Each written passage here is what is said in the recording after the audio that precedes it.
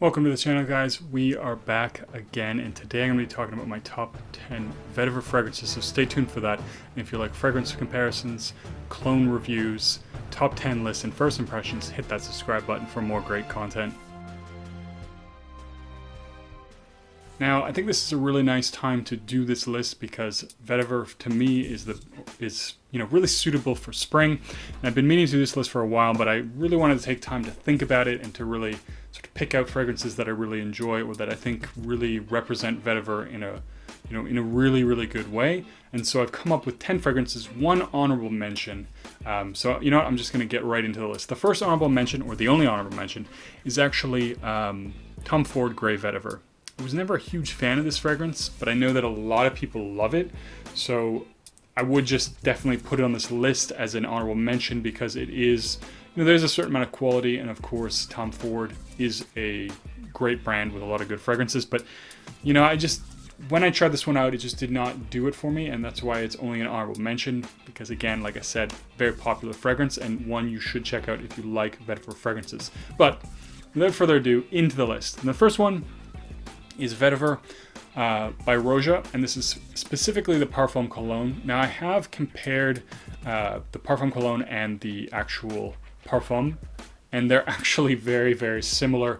I find the Parfum Cologne a little bit brighter in the opening, which is the idea of the fragrance. But this fragrance is described by Roja as being designed for, or when he thought of who would wear this fragrance, it's basically a man who has nothing to prove to anyone. He's not trying to show off in any way. In a lot of ways, that's exactly what, to me, this fragrance captures. It's a very straightforward, opens up a little bit bright, and has a very nice, not soapy, but a straightforward, clean Vetiver vibe. It's not smoky, it's not earthy in any way, and but it's not soapy. But it does come off a little bit, or in some respects, simple, but not in a bad way. It is very high quality, and like I said, it seems like the kind of fragrance that you would just throw on if you're not really trying to scream at anybody. The fragrance isn't one that's really gonna grab people's attention from way far away. What is that? It's more for somebody who's more comfortable, isn't trying to show off or impress anybody, and it is a bit more of a gentlemanly fragrance in that respect. And to me, a gentlemanly fragrance is one that, it might draw people into you as they get closer to it, but it doesn't shout at people. It doesn't announce your presence. It merely is something that people discover. And so this fragrance to me does that really well. And, it's just really, it's good. It's a good fragrance. Next on the list, Vetiver or Vetiver Intense by, Vetiver Extreme, I believe it is, by Guerlain. I couldn't leave this one off the list, even though it is a very old fragrance, primarily because, even to this day, it doesn't smell dated at all, which is crazy because I do believe this is actually the original formulation of this, and maybe it's changed over the years a little bit. Was quite a while ago. But I think in some ways this speaks to sort of the timeless nature of Vetiver. And, this one does open up a little bit soily, a little bit sour actually, I find, especially the Extreme. But it does move into a nice woody Vetiver. It's not soapy in any way, it doesn't come off clean, but again, not dirty. It is sort of in some sense in a similar vein to Parfum Cologne in the Vetiver Parfum Cologne, in the sense that it isn't a showy kind of Vetiver. It's not really dark or broody, but it is a nice woody fragrance that gives you that feel of Vetiver really well. And actually the price point I think is extremely good. If I recall, you can get 100 ml, or maybe it's a 50 ml, but for like 20 bucks. So good price value proposition on that one, and definitely a Vetiver worth trying out if you haven't. Next one. Tempted not to put this one on the list because it is discontinued, and that's Mugler Cologne. I believe it's discontinued anyways. If you do love this one, which I do like this one, an alternative would be Original Vetiver by Creed. Unfortunately, a lot more expensive, so the question on whether or not you actually find it to be worth it is definitely legitimate. That being said, this is just one of those ones that smells like a bar of soap, basically. So it has this really nice, soapy, clean vibe. Performance, not that great. But again, at least for the price it was going for, it was like $20 for 100 ml. I don't care if it only lasts about 4 hours at that point. I'll I'll happily reapply it. But very nice, clean, soapy fragrance. Does have that, Irish spring kind of a feel to it. Very, very nice, masterfully done. Really good, clean, soapy vetiver. Next one, Dance Vetiver by Andy Tower. Now, this one is the more artistic one, and this one I actually found a little bit challenging or difficult the first time I wore it. In fact, I almost threw it away the first time I tried it on. And the reason was that it smells a little bit, it smelled like rotten vegetables or something the first time I put on. Like, absolutely no joke about that. And I think maybe in some respect this is how it got named Dance Vetiver. And the reason for that is because, it starts off very dirty and then turns into a very nice vetiver fragrance. Vetiver, very forward, not actually nearly as dirty as the opening, and comes off a lot more, again, clean, even a little bit fresh. Not like fresh, not like bright fresh, but a lot cleaner, nice vetiver. Very well done again. So I do recommend trying that one out, but I would recommend suggest that if you try it out, wear it a couple times, because at least for me, the first time I wore it, it was an instant no. That terrible garbage smell, which I didn't really get in the future, but there is something about it that definitely has this very difficult opening. Next on the list is going to be Hemingway by Mask Milano. Now, I did a first impression of this one, and I think I was a little disappointed with it in the sense that, it does have rhubarb in it, and it doesn't come off to me overly strong. I do really like a tart rhubarb, and it's not super strong in this fragrance, but it is actually a really well constructed vetiver fragrance that does have aspects of a nice little tart rhubarb to it, and it does have two different kinds of vetiver, giving it a lot of depth and character. And it does have a little bit more of that earthy vibe without being an earthy, woody vibe without being overly smoky or smelling straight up like dirt like certain other fragrances, but it is one that is certainly worth trying as well. Now I'm into, I think, the top 5. I am into the top 5, and these ones I have bottles for most of them. The first one is Voodoo by Genre Parfums. This is one that I've been sort of on Team Voodoo from the beginning. So there was, when the originals first came out, there was definitely a bit of a battle between REMC, which is a nice fragrance, and Voodoo. And for me, it was Voodoo that I liked the most. REMC, good. A lot of people love it. And, I recommend trying both of them. It's not a vetiver fragrance. This one is. This one in some ways has some similarities to Terre d'Hermès. And the way that I mean that is that what it has is a bitter grapefruit. It doesn't really have a spicy vibe to it, so it does remind me a little bit more of the Eau Très Fraîche because it has a nice bitter grapefruit, and that tartness, that bitterness actually lasts a long time in this fragrance. And it has a nice woody base. So not a smoky or dirty vetiver, not clean either, but it comes across as a nice woody fragrance. This one is not super complex. It is a little bit more straightforward, but it is a nice smell. And if you like those sort of tart grapefruit vibes and you like woody fragrances, this is one you should give a shot.